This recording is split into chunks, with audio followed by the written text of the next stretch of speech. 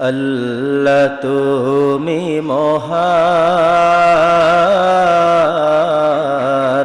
তুমি মেহেরবান। আল্লাহ তুমি মহান, তুমি মেহেরবান। তোমার ইশারায় হিমেল হাওয়া মন ছুঁয়ে যায়, আকাশ পানে পাখি উড়ে যায় সুদূর অজানায়। তোমার ইশারায় হিমেল হাওয়া মন ছুঁয়ে যায়, আকাশ পানে পাখি উড়ে যায় সুদূর অজানায়। তোমারি গুণের মোহনায় মন বিলীন হয়ে যায়। তোমারি গুণের মোহনায় মন বিলীন হয়ে যায়। আল্লাহ তুমি মহান, তুমি মেহেরবান। তোমার দয়ায় জান্নাতেরি পথ খুলে যায়, আরশেরি ছায়া তলে মুক্তি যে পায়। তোমার দয়ায় জান্নাতেরি পথ খুলে যায়, আরশেরি ছায়া তলে মুক্তি যে পায়। তোমারি করুণা ছাড়া উপায় আর কিছু নাই। তোমারি করুণা ছাড়া উপায় আর কিছু নাই। আল্লাহ তুমি মহান, তুমি মেহেরবান। সব কিছুরই ভরসা তুমি, তুমি রহমান। মানুষেরি রিজিক দানে তুমি মহিয়ান। সব কিছুরই ভরসা তুমি, তুমি রহমান। মানুষেরি রিজিক দানে তুমি মহিয়ান। পুণ্য পথে চালাও ও গো অসীম দয়াবান। পুণ্য পথে চালাও ও গো অসীম দয়াবান। আল্লাহ তুমি মহান, তুমি মেহেরবান। আল্লাহ তুমি মহান,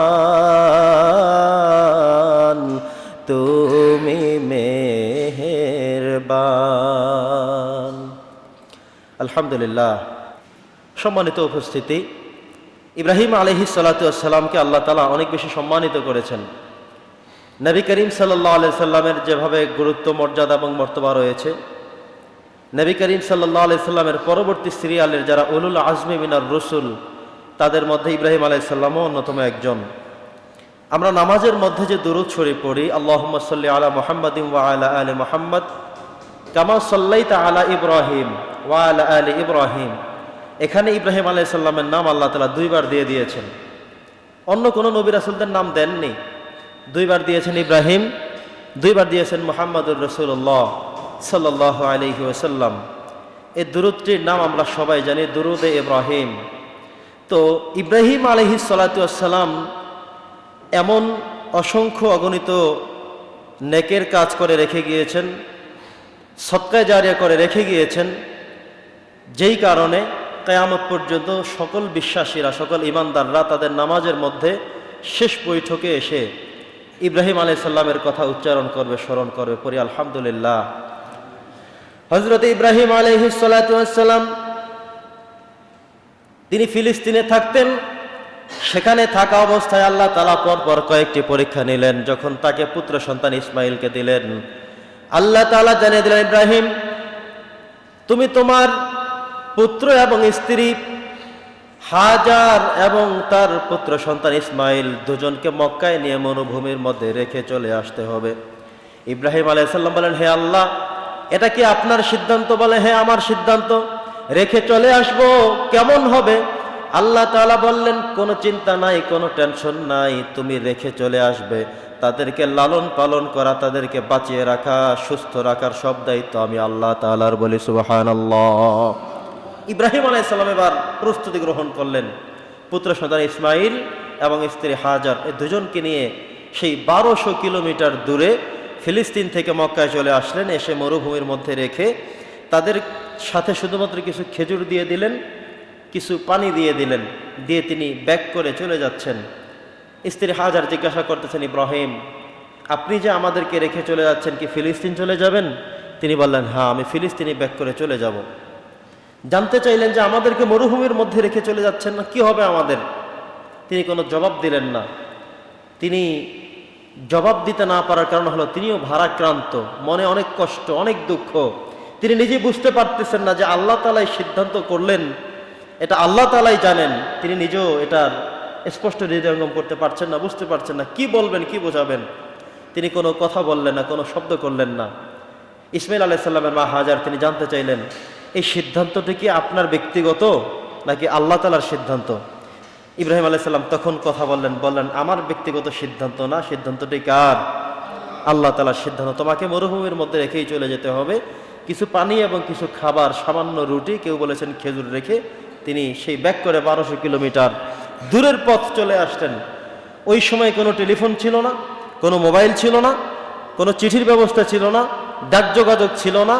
শব্দ করে চিল্লাচিল্লি করে বললেও শুনবার মতো কোনো সুযোগ সামর্থ্য নেই। এবং এমন দূরত্বের পথ, মন চাইলেই সকালবেলা একবার দেখে আসবেন, বিকেলবেলা খাবার পৌঁছে দিবেন, দুদিন পরে আসবেন, এক সপ্তাহ পর পর দেখা করবেন, তারও কোনো সুযোগ নেই। সুবহানাল্লাহ বলেন। ওই দিকে তিনি রেখে চলে আসলেন, এই দিকে ইব্রাহিম আলাইহিস সালামের টেনশন, মনে কষ্ট, মনে ব্যথা, একটাই শুধু কারণ, উনি আল্লাহর কাছে যখন দোয়া করতেছিলেন 86 বছর চলে গেল, সন্তান নেই। 86 বছর বয়সের সময় একটি পুত্র সন্তান দান করলেন, বৃদ্ধ বয়সের সন্তান, অনেক আদরের সন্তান হলো ইসমাইল। কয়েকদিন সাথে রাখলেন, কিছু মাস সাথে রাখলেন, আদর যত্ন করলেন, স্নেহ ভালোবাসা দিলেন। কিন্তু ভালোবাসার একটা চূড়ান্ত পর্যায়ে যখন চলে গেল, আল্লাহ তাআলা আবার বিচ্ছিন্ন করে দিলেন। তিনি আবারও মনে কষ্ট, ইসমাইলকে দেখেন না, স্ত্রীকে দেখেন না। ইব্রাহিম আলাইহিস সালাম অনেক কষ্টের মধ্যে আছেন, মক্কায় অতিবাহিত করছেন। ওই দিকে আল্লাহ তাআলা জানিয়েছেন যে তাদের ব্যবস্থা আমি আল্লাহর। ইসমাইল আলাইহিস সালামকে আল্লাহ তাআলা লালন পালনের ব্যবস্থা করলেন। ইসমাইল আলাইহিস সালামের মা আর ইব্রাহিম আলাইহিস সালামের স্ত্রী হাজার, তাকেও ওখানে যেন সুন্দরভাবে লালন পালন করতে পারে, থাকতে পারে, সেই সকল খাবারের আয়োজন, নিরাপত্তার আয়োজন, সব কিছুর আয়োজন করলেন কে? আল্লাহ তাআলা করে তাকে সেভাবে নিরাপত্তার চাদরে বেষ্টন করে রাখলেন। প্রিয় উপস্থিতি, ইব্রাহিম আলাইহিস সালাম এখানে যখন চলে আসলেন, নির্ধারিত একটি সময় অতিবাহিত হয়ে যাওয়ার পর, কেউ বলেছেন 7 বছর, কেউ বলেছেন 10 বছর পর, আল্লাহ তাআলা স্বপ্নে দেখালেন, ইব্রাহিম তুমি তোমার প্রিয় পুত্র ইসমাইলকে জবাহ করতে হবে, কোরবান দিতে হবে। তিনি কিন্তু মক্কায়, ফিলিস্তিনে, ওনারা কিন্তু মক্কায়, 1200 কিলোমিটার ব্যবধান। তিনি আবার আল্লাহর হুকুম পালন করতে চলে গেলেন। আবার সেখানে গিয়ে তিনি আল্লাহর হুকুম বাস্তবায়ন করার জন্য পুত্রকে ডেকে বললেন, ইন্নী আরা ফিল মানামি আন্নী আযবাহুকা ফানজুর মাযা তারা। আল্লাহ তো স্বপ্নে দেখিয়েছেন, এই সিদ্ধান্ত বাস্তবায়ন করতে হবে। কি সন্তান! সাথে সাথে রাজি খুশি হয়ে গেলেন, বললেন বাস্তবায়ন করুন। তিনি সেটা বাস্তবায়ন করলো। ইব্রাহিম আলাইহিস সালাম তাদেরকে কোরবান করার পরে দেখলেন যে আল্লাহ তাআলার হুকুম মতো তিনি এখনো বেঁচে আছেন, তাদেরকে রেখে আবারও চলে আসতে হবে। তাদেরকে রেখে ইব্রাহিম আলাইহিস সালাম কিছু দোয়া করলেন, রব্বানা ওয়াবআথ ফীহিম রাসূলাম মিনহুম ইয়াতলু আলাইহিম আয়াতিহি ওয়া ইউযাক্কিহিম ওয়া ইউআল্লিমুহুমুল কিতাবা ওয়াল হিকমা। ইসমাঈল আলাইহিস সালামের জন্য আল্লাহর কাছে দোয়া করে এসেছেন, বলেছেন, হে আল্লাহ, ইসমাঈলকে তোমার সিদ্ধান্ত ক্রমে তোমার হুকুম মতো মরুভূমির মধ্যে রেখে আমি চলে যাচ্ছি, তবে তার বংশের থেকে, তার ফ্যামিলির থেকে তুমি এমন কিছু নবী, এমন কিছু রাসূল পাঠাবে যারা মানুষদেরকে তেলাওয়াত করে শোনাবে, মানুষকে পবিত্র করবে, দ্বীন ইসলাম প্রচার করবে, ইসলামের কথা বলবে, কোরআনের কথা বলবে, এমন আমার ফ্যামিলি থেকে, ইসমাইলের পরিবার থেকে এমন মানুষ তুমি পাঠিয়ে দিও। সুবহানাল্লাহ। আল্লাহ তাআলা তার সেই দোয়া কবুল করলেন। বংশের পরম্পরা একটা সময় এসে আল্লাহ তাআলা ইসমাঈল আলাইহিস সালামের বংশ থেকেই নবী মুহাম্মদুর রাসূলুল্লাহ সাল্লাল্লাহু আলাইহি ওয়াসাল্লামকে দিয়ে দিয়েছেন। ইব্রাহিম আলাইহিস সালাম যখন আবারও চলে আসলেন কোরবানের কার্যক্রম শেষ করে, কিছুদিন পর আবার আল্লাহ তাআলা বললেন, ইব্রাহিম, তোমাকে আবারও যেতে হবে। কোথায়? মক্কায়। উনি আছেন ফিলিস্তিনে, আবারও মক্কায় যেতে হবে। এই 3 বার যাওয়া শেষ, 1200 কিলোমিটার পথ, এই যে আসা, এই যে যাওয়া, পথের মধ্যে কত কষ্ট, মরুভূমির মধ্যে কি যে কষ্ট, দিন রাত অতিক্রম করতে করতে, হাঁটতে হাঁটতে তিনি আবারও সেখানে গিয়ে পৌঁছালেন। এবার কি সিদ্ধান্ত জানালেন? যখন ইব্রাহিম আলাইহিস সালাম ফিলিস্তিনে গিয়ে উপনীত হলেন, থাকা শুরু করলেন, আল্লাহ বলেন, তুমি এবার হজের ঘোষণা দিতে হবে, আর তার আগে তুমি তোমার সেই পুত্র ইসমাইলকে নিয়ে আমার জন্য কাবা ঘর তৈরি করতে হবে। ইব্রাহিম আলাইহিস সালাম আবারও সেখান থেকে হাঁটতে হাঁটতে চলে আসলেন কোথায়? মক্কাতুল মুকাররমায় গিয়ে সেখানে আবারও ঘর তৈরি করলেন, কাবাতুল মুশাররফা তৈরি করলেন। করে আল্লাহ তাআলা বলেন, এবার তুমি আজান দিয়ে দাও, হজের আজান, ওয়াজিন ফিন্নাস, তুমি মানুষের মাঝে হজের একটি আজান দিয়ে দাও। ইব্রাহিম আলাইহিস সালাম তাই করলেন। তিনি হজের আজান দিয়ে আল্লাহ তাআলাকে বলেন, আল্লাহ, সব মানুষ শুনবে কিভাবে? আল্লাহ বলেন, আমি রুহানিভাবে সকল মানুষের কর্ণকুহরে পৌঁছে দিব। সেই দিন ওই আজানের ধ্বনি যারা আমরা শুনতে পেয়েছি আর শোনার পরে যারা লাব্বাইক সাউন্ড করেছি তারাই হজ করতে পারবে, আর যারা সেই দিন লাব্বাইক শব্দটা করেনি, উচ্চারণ করেনি, তারা হজ করতে যেতে পারবে না। আমরাও জানি না সেদিন আমরা লাব্বাইক বলেছিলাম কিনা, কিন্তু আমরা সবাই শুনেছি, আমরা সবাই রুহের জগতে ছিলাম। আল্লাহ তাআলা আমাদের প্রত্যেকের কানের সামনে এসে, আমাদের দৃষ্টির সামনে সেই আজান উপস্থাপন করেছিলেন, শুনিয়ে দিয়েছিলেন।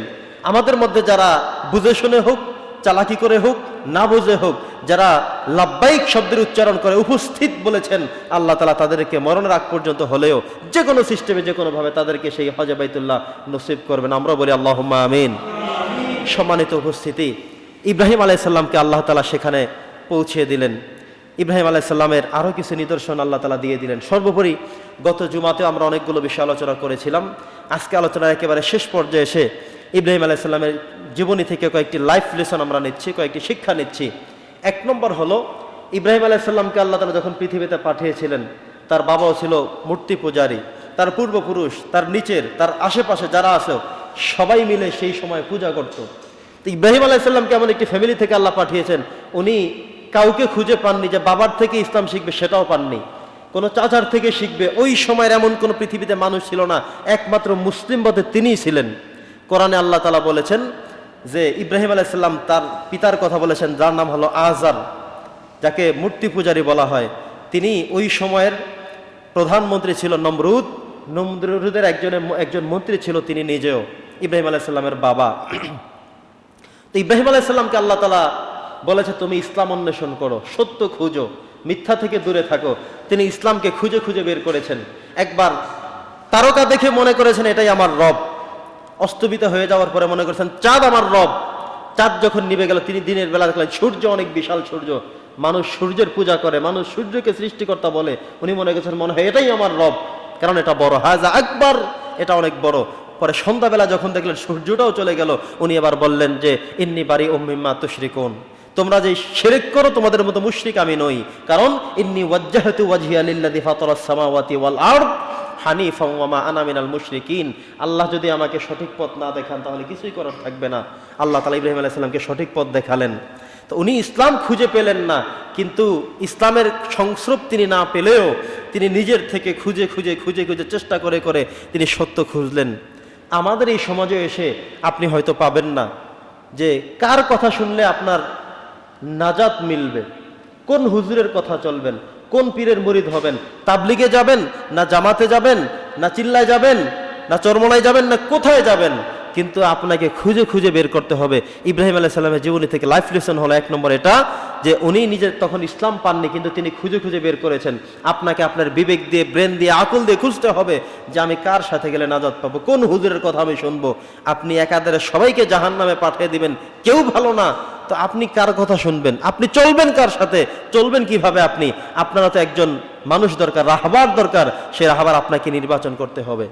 বন্ধুগণ আমার, 2 নম্বরের বিষয় হলো ইব্রাহিম আলাইহিস সালামের সেই সময়ে শিরকের মধ্যে তিনি পতিত ছিলেন। সব মানুষ শিরক করে, সবাই শিরক করে, সবাই জেনা করে, সবাই ব্যভিচার করে, সবাই অন্যায় করে, কিন্তু তিনি নিজে করেন না। আপনি আমি এই সমাজে বসবাস করতে গিয়ে দেখবেন এক গ্রামের সব মানুষ মিথ্যা কথা বলে, তাহলে কি আপনিও বলবেন না? আপনি বলবেন না। সবাই বলে বলুক, আপনি বলবেন না। সবাই প্রতারণা করে, আপনি করবেন না। সবাই নামাজ পড়তে আসে না, আপনি কি নামাজ পড়বেন না? আপনার গ্রামের কেউ রোজা রাখে না, আপনার ফ্যামিলির কেউ পর্দা করে না, তার মানে আপনিও করবেন না? না, এটা বলবার কোনো সুযোগ নেই। বন্ধুগণ আমার, তাহলে কি করতে হবে? ইব্রাহিম আলাইহিস সালাম শিরকের এক বিশাল আস্তানার মধ্যে থেকেও তিনি নিজেকে সেফ রাখার চেষ্টা করেছেন। আমাদেরকেও যদি দেখবেন যে আপনার সমাজের সব মানুষ বেপরদেগী, সব মানুষ মিথ্যা কথা বলে, সব মানুষ নামাজ পড়ে না, সব মানুষ ঘুষের সাথে জড়িত, টাকা লাগায়া লাগায়া, প্রত্যেকটি মানুষ সুদের সাথে, কারবারের সাথে জড়িত, কিন্তু আপনি জানবেন, আপনি চিন্তা করবেন যে সব মানুষ হতে পারে, কিন্তু আমি হতে পারি না, আমি ভিন্ন হতে হবে, আমাকে আল্লাহমুখী হতে হবে, আল্লাহকে ভয় করে চলতে হবে। সবার মতো আমি নই, কারণ আমি যে আমার আল্লাহকে ভয় করি, আমি যে আমার সৃষ্টিকর্তাকে মানি, আমি যে আমার কোরআন সুন্নাহকে ফলো করি, এটা সামনে রেখে আমাকে চলতে হবে। 3 নম্বর হলো ইব্রাহিম আলাইহিস সালামের ফ্যামিলি হলো এমন এক ফ্যামিলি যেটা হলো বরকতময় একটি ফ্যামিলি। ইব্রাহিম আলাইহিস সালাম নিজে নবী ছিলেন, তার পুত্র ইসমাইল আলাইহিস সালাম একজন, তিনিও নবী ছিলেন। আরেক পুত্র ইসহাক আলাইহিস সালাম, তিনিও নবী ছিলেন। ইসহাক আলাইহিস সালামের বংশের থেকে পর্যায়ক্রমে সিরিয়াল ভাবে সবাই আসছেন, একেবারে ম্যাক্সিমাম নবী ওই ফ্যামিলি থেকে আসছেন। ইব্রাহিম আলাইহিস সালামের আগে আদম আলাইহিস সালাম থেকে শুরু করে যেই কজন নবী গিয়েছিলেন, মাত্র অল্প কয়েকজন নবী সেখানে গিয়েছিলেন। আর নিচের সারির সবাই ইব্রাহিম আলাইহিস সালামের বংশ থেকে এসেছেন। এই জন্য ইব্রাহিম আলাইহিস সালামকে বলা হয় আবুল আম্বিয়া। স্ত্রীকে যখন দেখে চলে আসছেন, স্ত্রী বললেন যদি আল্লাহর সিদ্ধান্ত হয় তাহলে আমার কোনো টেনশন নাই, আমার কোনো আপত্তি নাই, কোনো আবদার নাই, কোনো দাবি নেই। কেমন স্ত্রী হতে পারে? সুবহানাল্লাহ বলেন। সন্তানটা কেমন হতে পারে? ইব্রাহিম আলাইহিস সালাম বলেছেন যে আল্লাহ তাআলা তো আমাকে স্বপ্নে দেখিয়েছে, আন্নী আযবাহুকা, আমি তোমাকে জবাই করতে হবে, ফানজুর মাজা তারা, তুমি তোমার একটু অভিমত ব্যক্ত করো তো। সন্তান তো বলতেন যে না, ভুল দেখেছেন, আবার ঘুমান, আরেকবার দেখেন, আরেকবার ট্রাই করেন, আমি এই সাথে নাই, আমি শুনবো না, আমি মানবো না, আমি করতে দেব না। এটা কিন্তু না বলে না, সে এক কথায় উত্তর দিয়ে দিল, সাইলেন্ট আউট হয়ে বলল, ইয়া আবাতি ফাল মা তুমার, আপনাকে যেভাবে অনুমতি দেওয়া হয়েছে, নির্দেশ দেওয়া হয়েছে, আপনি সেটাই বাস্তবায়ন করেন। সুবহানাল্লাহ। তাহলে কেমন পরিবার পেয়েছেন আপনি? আমি কেমন পরিবার পেয়েছি? স্ত্রীকে নামাজ পড়তে বললে যদি দাঁড়িয়ে নামাজ পড়ে আলহামদুলিল্লাহ, সন্তান যদি নামাজি হয় আলহামদুলিল্লাহ, স্ত্রী যদি সৎ পথে চলে, পর্দা করে চলে, আপনি যদি ঠিক মতো চলেন, তাহলে ফ্যামিলিটাই জান্নাতি ফ্যামিলি। এটা ঠিক এমন একটি ফ্যামিলি। সুবহানাল্লাহ বলেন। বন্ধুগণ আমার, ইব্রাহিম আলাইহিস সালাম তিনি সন্তানদেরকে ডেকে বলেছেন যে আমি বিয়োগ হয়ে যাওয়ার পরে তোমরা ধারাবাহিকতা অব্যাহত রাখবে। আমি কাবা শরীফ নির্মাণ করেছি, কাবা শরীফ তৈরি করেছি আমি নিজে, খেটে খেটে কষ্ট করে। এই কাবা শরীফের ধারক বাহক তোমরা হবে। আমি দিন ইসলামকে প্রচার করেছি, মিল্লাত আবিকুম ইব্রাহিম, আমাকে সার্টিফাই করা হয়েছে।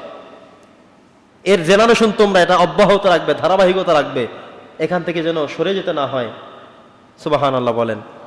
ইব্রাহিম আলাইহিস সালামের জীবনে অনেক দুঃখ কষ্ট এসেছিল, কিন্তু তিনি কখনো ভাঙেননি, তিনি কখনো পরাভূত হয়ে যাননি। তিনি দেখলেন নমরুদ তাকে আগুনের মধ্যে ফেলেছে, তিনি তখনও ধৈর্য ধারণ করেছিল, আল্লাহর উপরে অবিচল ছিল যে আল্লাহ তাআলা আমাকে রক্ষা করবেন। ঠিক আল্লাহ তাই করেছেন।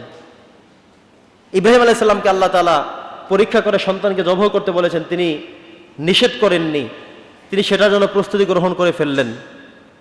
জীবনে অনেকবার দুঃখ কষ্ট এসেছিল, অনেক কষ্ট এসেছিল, কিন্তু তিনি সকল দুঃখ কষ্ট সব তিনি বলেছেন আমি আমার সব দুঃখ কষ্ট শুধুমাত্র আল্লাহর জন্য ওয়াকফ করে দিলাম। কষ্ট কখনো মনে রাখেননি, যত কষ্ট, নির্যাতন, দুঃখ সব তিনি ঝেড়ে ফেলে দিতেন যে আল্লাহ আমার সাহায্যকারী, আল্লাহই আমার জন্য করবেন। এই আত্মবিশ্বাস থাকার কারণে ইব্রাহিম আলাইহিস সালাম কখনো পরাভূত হননি, কষ্ট পাননি।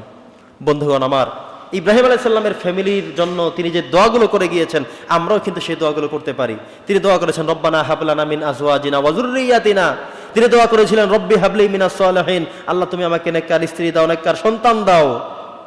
তিনি বলেছিলেন আল্লাহ তুমি আমার ফ্যামিলি থেকে এমন কিছু সদস্য রেখে দাও যারা মানুষকে পবিত্র করবে, দ্বীনের দাওয়াত দিবে। এটা তো আমরাও দোয়া করতে পারি। ইব্রাহিম আলাইহিস সালামের দোয়াগুলি তো আমরা বেশি করি।